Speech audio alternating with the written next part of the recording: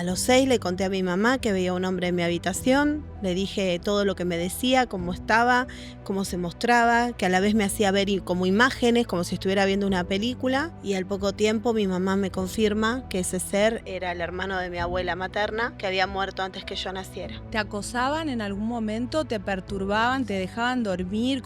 Siendo tan chiquita, ¿no? Las noches siempre fueron un tema para mí, después mi mamá entendió. Ahí empezó a comprender que el llanto, la desesperación, las noches en vela, no era porque yo quería o por capricho, sino porque era el mayor momento de conexión. Yo digo que me tocaron dos grandes bendiciones, Juan Pablo II y Francisco.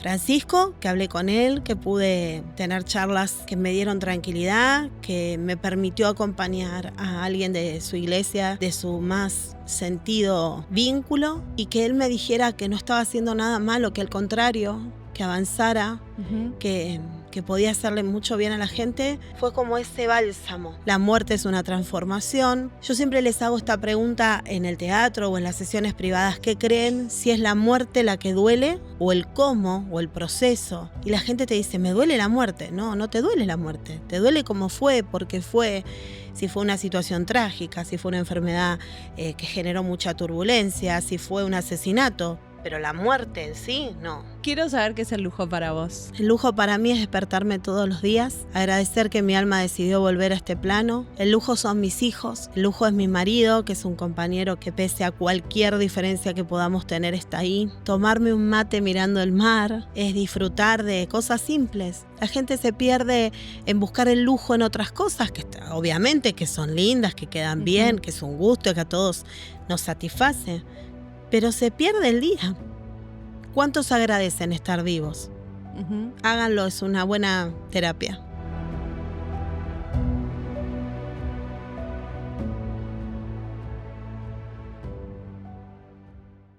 Febrero en el Hotel Conque, disfrutando esta temporada de Mar del Plata, en este lugar divino frente al mar. Y hoy tengo la suerte de haber coincidido con la agenda de Noelia Pache. ¿Cómo andas, Noé? Feliz de estar contigo, con todos, y de estar aquí en mi Mar del Plata. Qué bueno. Bueno, desde que empecé el podcast en septiembre fue la primera que llamé. Es verdad. Y no estaba. No estabas. Pero te dije que lo íbamos a hacer y aquí estoy. Muy bien. Has tenido unos 2 años, creo, ¿no? 3. Y contando, pero 3 fuertes. Pero 3 de no sé qué cantidad de subidas y bajadas a aviones. Todo el miedo al avión ya lo perdí. ¿Tenías miedo al avión? Yo tenía miedo a la falta de control. Como buena ariana, tenía que tener todo bien ordenadito. Pero con miedo y todo se hace. Así que allá vamos. Noé, ¿cuándo descubriste? Viste que ya lo habrás contado 1000 veces, pero siempre hay gente que no te descubre o te va a descubrir ahora. ¿Cuándo descubriste que tenías este don de la mediunidad? A los 6. A los 6 le conté a mi mamá que veía un hombre en mi habitación, le dije todo lo que me decía, cómo estaba, cómo se mostraba, que a la vez me hacía ver como imágenes, como si estuviera viendo una película. Y al poco tiempo mi mamá me confirma que ese ser era el hermano de mi abuela materna, que había muerto antes que yo naciera. Y ahí empezó, creo que el gran problema para mamá, ¿no? Porque empezaron a llegar más, algunos vinculados a la familia y otros no. Y cómo hacer con una nena de 6 años y también tener la tranquilidad de que esa nena no tuviera ningún problema de salud. Claro. Así que bueno, allá fue mamá con todo. ¿Te acosaban en algún momento? ¿Te perturbaban? ¿Te dejaban dormir? Siendo tan chiquita, ¿no? Las noches siempre fueron un tema para mí, después mi mamá entendió. Mi papá viajaba mucho, entonces las noches eran de cuidado, había que estar muy atentos porque ahí empezó a comprender que el llanto, la desesperación, las noches en vela, no era porque yo quería o por capricho, sino porque era el mayor momento de conexión. Y empezar a ordenarlo, acompañada de psicólogos, acompañada de espiritistas que la estuvieron educando también a ella. Y después, en la adolescencia, otra vez fue así como algo más incómodo, porque imagínate, año 86 es cuando tengo la primera conexión fuerte. Yo nací en el 80. Y después, entre el 92 y el 97, no es fácil un adolescente decirle a sus compañeros hablo con muertos. Claro, obvio. Y menos saliendo de una escuela religiosa, con un montón de tabúes, de limitaciones. Pero bueno, creo que el acompañamiento de ella, a pesar que en muchas ocasiones fue en silencio, que hubo mucho tiempo en que no se podía contar a todo el mundo, pero fue crucial para que hoy esté aquí. En este hablar con los muertos también trato de imaginar, porque yo también fui a un colegio religioso y me impresionaban mucho, me daban miedo las imágenes religiosas tipo estatuas, ¿viste? Sí. Me acuerdo, así me viene a la mente que yo tenía que pasar a buscar unos mapas. Mi colegio tenía una iglesia y había una virgen muy grande y yo como que pasaba corriendo porque me daba miedo que la virgen me pare, me diga algo, me hable, ¿viste? Yo me crié en la Inmaculada Concepción de Lanús. Era una cosa re loca para mí, porque me atrae y a la vez distancia. Sí. Pero tuve la suerte en la Inmaculada que una hermana que nos impartía religión, la hermana Lucía, fue para mí un pilar sumamente importante. De hecho, ella lleva mi historia a Juan Pablo II y él me envía una medalla de la medalla milagrosa y la bendición para que siguiera mi camino y que nunca mirara para atrás ni bajara mi cabeza ante eso, porque Dios me acompañaba. La hermana Lucía fue importantísimo para mí, para mi familia, porque nos permitió estar como en tranquilidad. Uh-huh. Después termino 7º grado allí y una parte de la escuela la hice en una escuela de doble escolaridad hasta que mi salud requiere de bajar los horarios Uh-huh. y termino mi escuela, mi secundario en el Cristo Rey de Lanús. Otra vez la religión de por medio, que me fascinaba todo ese mundo, pero también, como vos decís, por momentos no era solo lo que se veía en imagen, sino todo lo otro que acompañaba. Así que bueno, estuvo bueno. Nos encontramos en el showroom de Cúbica Amoblamientos, diseños que transforman, una empresa que trabaja con profesionalismo, haciendo que tus espacios se transformen. Más de 15 años de experiencia, más de 2.500 hogares y más de 1.000 proyectos realizados avalan a Cúbica Amoblamientos. Acá les dejo el link para que lo descubran. En realidad, ¿sabes qué? Está bueno desmistificar que lo religioso está en contra de la mediunidad. No, a mí me tocó, yo digo que me tocaron 2 grandes bendiciones, Juan Pablo II y Francisco. Uh-huh. Francisco, que hablé con él, que pude tener charlas que me dieron tranquilidad, que me permitió acompañar a alguien de su iglesia, de su más sentido vínculo, y que él me dijera que no estaba haciendo nada malo, que al contrario, que avanzara, Uh-huh. que podía hacerle mucho bien a la gente, fue como ese bálsamo. Y después me pasó que siempre me encantó estudiar, averiguar y sumergirme en otras religiones, aprender de otra forma. Entendés que el ser humano necesita de ese acompañamiento, necesita de la fe, necesita de encauzar su energía. Así que bajar un poco el telón con respecto a esos tabúes está bueno, porque a veces muchas personas atraviesan esto desde una mirada crítica y les hace mucho mal. Totalmente.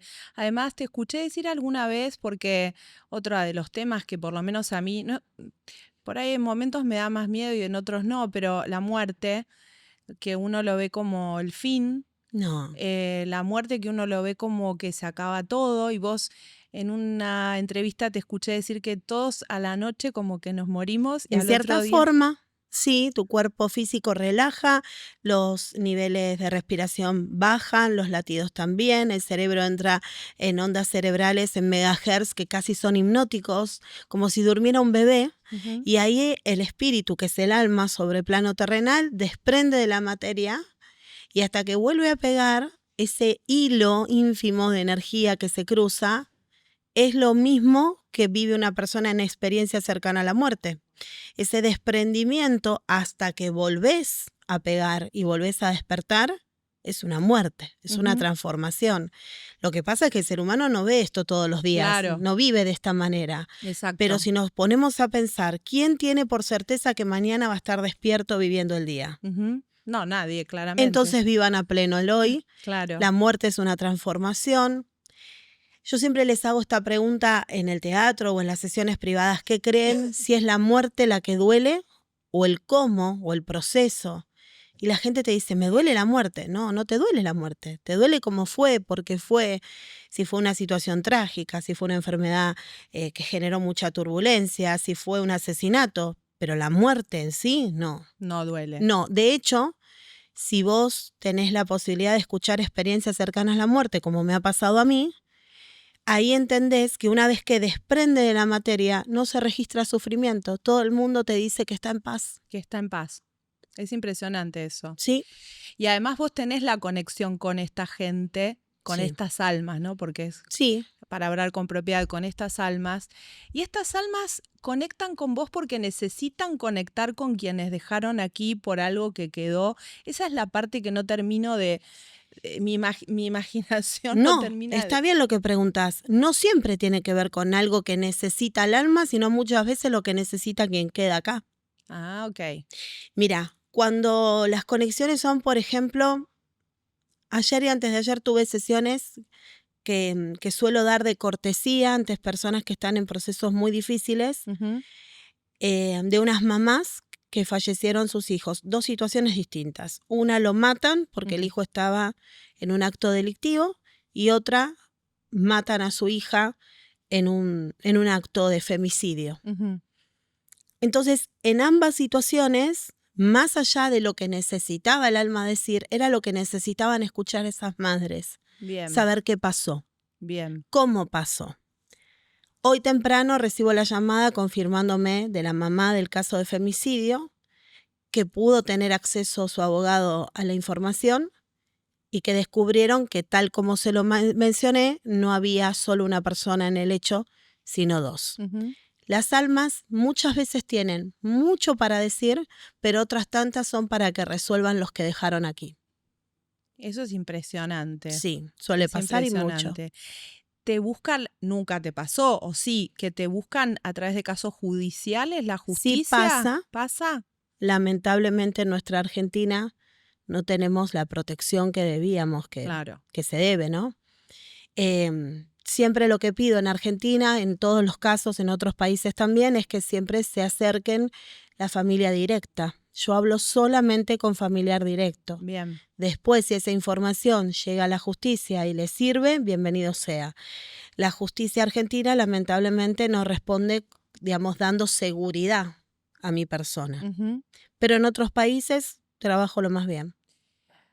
Noé, esto que te contaba que fue espectacular tu crecimiento a otros países y esto de que de verdad, tipo, estás en México, Colombia, o sea, no parás en todo el año, tuviste que dejar de dar sesiones privadas porque no tenías tiempo, no tenías agenda. Eso está bueno aclararlo.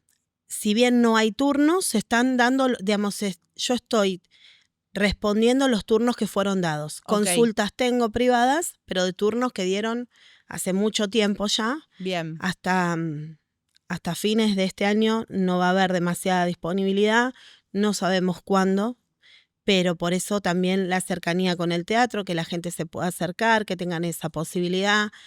Obviamente que ante emergencias, casos sumamente importantes, búsqueda, casos de emergencia, esos no necesitan un turno, se comunican, avisan y estoy a disposición. ¿Y comunican a tu Instagram? Al Instagram o al único WhatsApp que figura, que es el mío, el Instagram, por favor, a mis redes oficiales, porque bueno, ya sabemos cómo que te está. Han hackeado y que han hecho un desastre con la inteligencia artificial. Sí, un de terror. Y esta conexión que vos tenés con las almas no tiene frontera, no tiene nacionalidad, no tiene nada. No tiene idiomas. No tiene idiomas, nada. No, nada. Es muy loco. El otro día tuve una sesión con una persona de Japón. Sí. Y al principio, cuando pidió el turno en su momento, hace mucho tiempo, yo pensé que era alguien que estaba viviendo en Japón. No, después me entero que era japonesa, en serio. Claro. Entonces, ahí te das cuenta que las almas no entienden de fronteras ni de idioma. yo solo transmito. ¿Y a vos el alma cómo se comunica? Se comunica exactamente igual, me hace saber lo que quiere, yo lo transmito, traducen.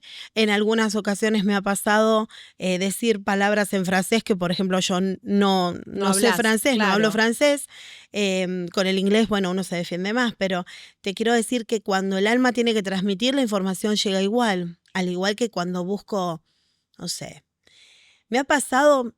Hace mucho tiempo me llamaron de Irlanda buscando a un niño por intermedio de una argentina que vivía allá. Y era muy cómico porque yo daba descripciones de ese lugar como si hubiese estado parada ahí. Y me decían, ¿pero alguna vez viniste? No, yo estoy trabajando a distancia, pero Claro. bueno, es lo que pasa. ¿Cómo tu cabeza relaja? ¿Cómo relaja tu cabeza? ¿Cómo conectás con Noé persona, con tu propia alma, con tu marido, con tus hijos, con la cotidianeidad? No me lo puedo imaginar. Es un trabajo de día a día, mucho cuidado emocional, energético, mucha meditación, practico Qigong desde hace un tiempo. Es una mezcla de trabajo de respiración, fuerza, es un arte chino, muy vinculado a la medicina china, un orden de meridianos energéticos. Nosotros tenemos como partido nuestro ser en los hemisferios, como si vos marcaras en el mapa, Sí. en el planiferio, los hemisferios, bueno, exactamente igual para el cuerpo, y es un dominio energético y de respiración. Hice muchos años yoga, ahora estoy más abocada al Qigong, mucha meditación, tiempos de ocio, que es lo que más me cuesta, pero que también lo libero a través de la escritura. Ahora ya estoy escribiendo el próximo libro, así que esa es la forma, y conectar siempre con la naturaleza. El mar para mí es fuente de energía, o sea, yo vuelvo de una gira y lo primero que hago es pisar el agua, Bien. Reconectar con la naturaleza a diario, tomar mis minutos de sol a la mañana, que esto está muy bueno para todos. Que la gente tiene como una idea de que el sol hace mal, no, hace mal otras cosas y no cuidarse debidamente. Pero vos a la mañana salís, mirás al sol, mantenés el tiempo que puedas la mirada al sol, y eso regenera incluso los tejidos y las células, así que está muy bueno. Y con mis hijos y mi marido, ellos ya saben que mi vida es esta, o sea, yo no es que trabajo de medium, yo soy medium, o sea, en casa se ríen mucho porque a veces me dicen, ¿estás hablando con nosotros o con los muertitos? Pero bueno, es lo que hay, pero sé que me quieren, todavía me aguantan. Bueno, sobre todo tu marido te acompaña El incansablemente por Sí. todas estas situaciones, porque imagino que para ellos tampoco debe ser fácil, ¿no? ¿Se acostumbraron a eso? ¿Alguna vez les dio miedo, no? En el caso de Ricardo es un tipo muy espiritual, energéticamente tiene un dominio muy lindo de su energía, es un tipo que sabe, que medita, que sabe de los silencios, entonces para mí fue muy fácil. Creo que vos lo sabés bien. Los seres se juntan y esa conexión va más allá de lo que puede pasarnos a diario.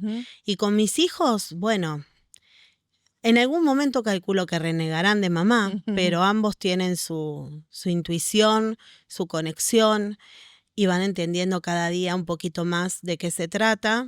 Fue muy difícil las épocas por ahí donde yo viajaba y todavía estaban en tema de escuela y los tiempos, Claro. Y la necesidad de mamá. Y por ahí te ibas 3 meses, ¿no? Pero bueno, Tus giras todo se eran aprende. largas. Todo se aprende, Todo está se muy aprende. bien. Bienvenidos al barrio privado La Cercanía. A 400 metros del mar y a 15 minutos del centro de Mar del Plata se desarrolla este proyecto de 307 lotes rodeados de naturaleza y excelentes amenities. Quinchos, laguna natural, canchas de fútbol, canchas de tenis y cancha de básquet. Hoy podés ingresar con un adelanto de $3.000 más 37 cuotas fijas. ¿Querés saber más? Déjanos tu mensaje. No, y además hay algo que también tiene que ver con, a ver, ¿cómo te lo digo? Porque no es predictiva la palabra, pero digo, vos tenés el don, la facilidad de saber, qué sé yo, ver cosas Sí. que pueden pasar. Sí. ¿Y cómo manejás, no sé, digo, vamos a poner nosotras de ejemplo, si percibís que algo... Si yo veo que algo te va a suceder y que lo primero que a mí me enseñaron desde muy chica es yo no puedo frenar el destino del otro. Yo puedo advertir para que esa situación, si es negativa, sea lo menos negativa y si es positiva, bueno, se produzca de la mejor manera. Bien. Mi trabajo como vidente, como medium es advierto, informo, no me entrometo. No te entrometes. No me entrometo, no. Uh-huh. El punto es, ¿qué me pasa si decís con respecto a mi familia? Sí. Y eso fue un trabajo de terapia. Ah, claro, porque yo digo, qué difícil no, también, pobre ¿no? mis hijos. Claro. Mi hijo, el más grande, muchas veces calculo que me odió ese pibe. Decirle, ojo, no lleves el auto, va a pasar esto. Claro. Y llamarme y decir, escúchame, mamá, no hacía falta. No es que yo no lo hago, yo advierto. No, encima viste que las mamás tenemos un don para eso, porque eso es. El otro, y ahora te voy a contar por qué. El día que yo cumplía 50 años, que Sí. hacía la fiesta, que te invité y andabas por el mundo, Sí. Estaba en México. Yo le dije a mi hija, no juegues al fútbol hoy, porque... Hoy no. Ay, qué mala onda, sos mufa, papá, sos mufa. No, no soy mufa, sentido común. O sea, te llegás a lesionar y me cagas la fiesta. ¿Entendés? Bueno, jugó al fútbol, igual no le pasa nada. Se lesionó 2 meses después. Y ella sostiene que yo fui la que la mufé. No, vos advertiste. Yo advertí. No es porque es una cosa lógica, ¿viste? Y lo bueno es que advertiste y evitaste que fuera en ese momento. Total. Ahora, para esos hijos que creen que uno es mufa, las madres biológicas en este caso, pero también las adoptivas, para que quede claro cómo es el funcionamiento. Cuando vos cortás el cordón umbilical, hay células que quedan de reservorio de tu hijo, que pertenecen a tu hijo y al padre, quedan adentro tuyo. Eso que nosotras las mamás decimos que tenemos como ese instinto superior, ese sexto sentido, que en realidad hay 7 sentidos para que se entienda, pero nosotros tenemos uno más. Vamos a ponerle el octavo. Quiero saber cuáles son. Después los otros tienen que ver con una función mental y de organismo, que tiene que ver con esta manera de introspección y de previsión. No recuerdo ahora exactamente los nombres, pero son 7 en total. Bien.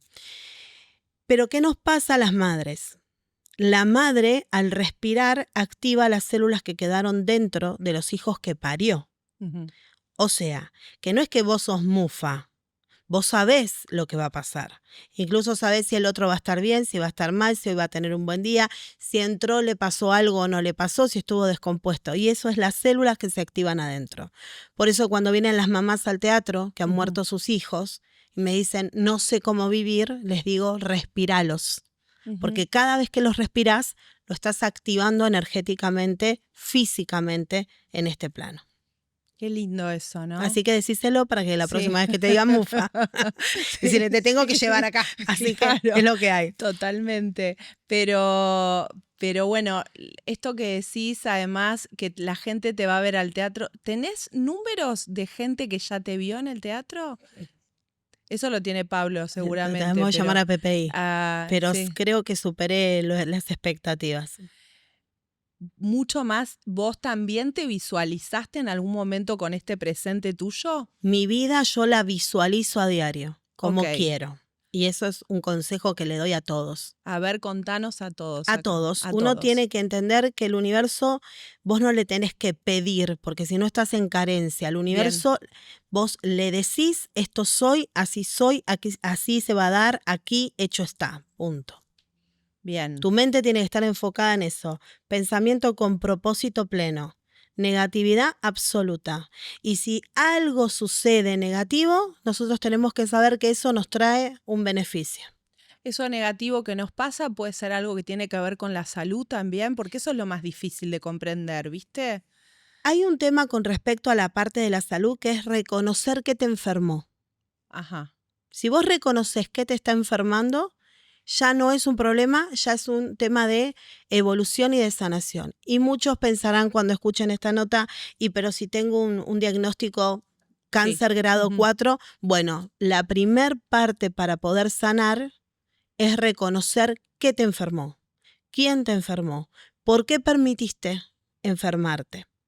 Y sanar no significa siempre con salvarse. Muchas veces sanar significa dejar este plano terrenal liberado para una evolución. Ujú. Es mucho más complejo. Complejo y más difícil de entender y para los seres Obviamente. queridos y un montón de Y en cosas, mi lugar ¿no? de tanatóloga, que es la última formación que tengo, ahora estoy estudiando tanatología clínica, es acompañar a una persona que está transitando su proceso de muerte. Es muy difícil, porque reconocer que te enfermó y saber que vas a morir en breve contra toda una familia que quizás estén desesperados buscando cómo salvarte, acompañarlos y lograr que esa persona sane y pueda liberarse de este plano terrenal sin esa sensación de fracasé o no pude, es importante. Así que esa es mi labor. ¿Cómo la medicina te mira, los médicos? Muchos vienen a verme. ¿Ah, sí? Yo tengo un vínculo muy especial con médicos y con terapeutas, psicólogos, médico psiquiatra,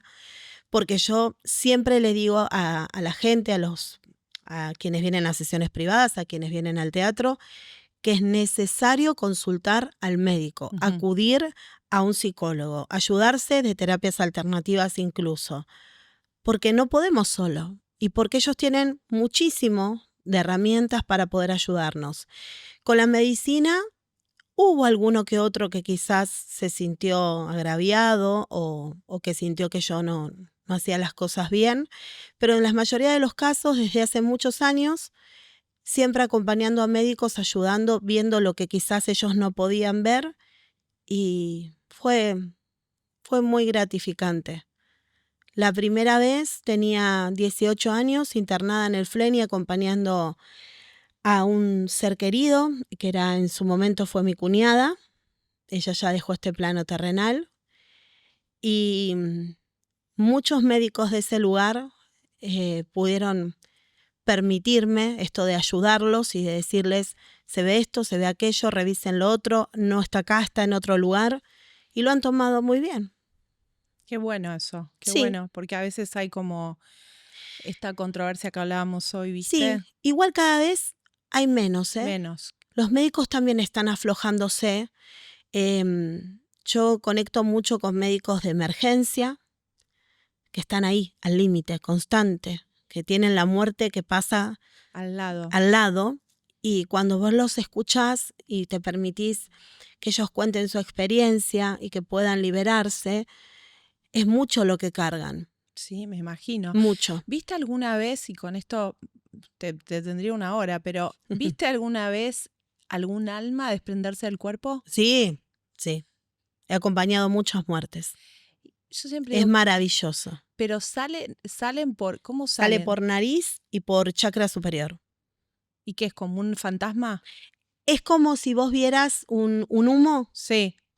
Sí, incluso me ha pasado en sesiones yo le llamo de piso, Ujú. trabajando, sesiones privadas cerradas de contención, donde se tiene que liberar por alguna razón un alma, salir de mí.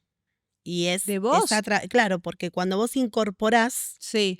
el alma se apoya sobre tu campo energético, ingresa, transmitís y luego tenés que liberar. ¿Y Para en el que cuerpo sentís algo? sentís todo lo que sintió esa persona en vida. Qué impresionante. Qué Todo. impresionante. Desde lo bueno a lo malo. Todo. Todo, absolutamente todo. Qué impresionante. Pero es como Sí. para que la gente lo entienda, es como si saliera un mito del cuerpo. Del cuerpo. Me ha pasado con enfermeras que les ha tocado verlo y genera una impresión, pero a la vez genera una sensación de paz absoluta.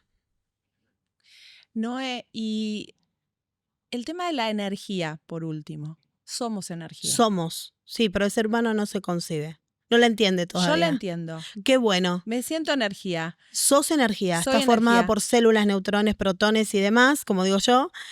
Somos la misma concepción que tiene una estrella energética, los mismos componentes. Solo que el ser humano no entiende cómo dominarla. Yo lo que a veces no entiendo es cómo protegerme. Digo, sirven las piedritas, los anillos, Mira, la cinta roja. Todos los elementos sirven, pero hay uno Sí. en especial que debes cuidar. Diría dos. Uno, la respiración. Ujú. El ser humano respira muchas veces más de lo que necesita. Eso es un desgaste energético impresionante.